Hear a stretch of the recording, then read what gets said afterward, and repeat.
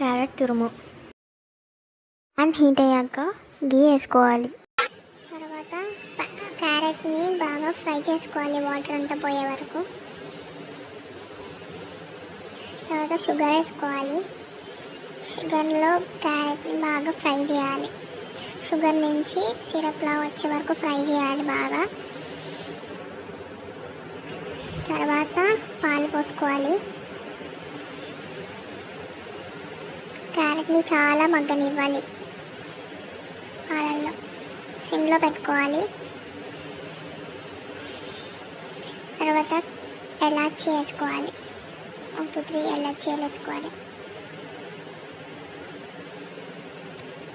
అలా కాసేపు మగ్గనిచ్చిన తర్వాత డ్రై ఫ్రూట్స్ వేసుకొని సర్వ్ చేసుకోవాలి.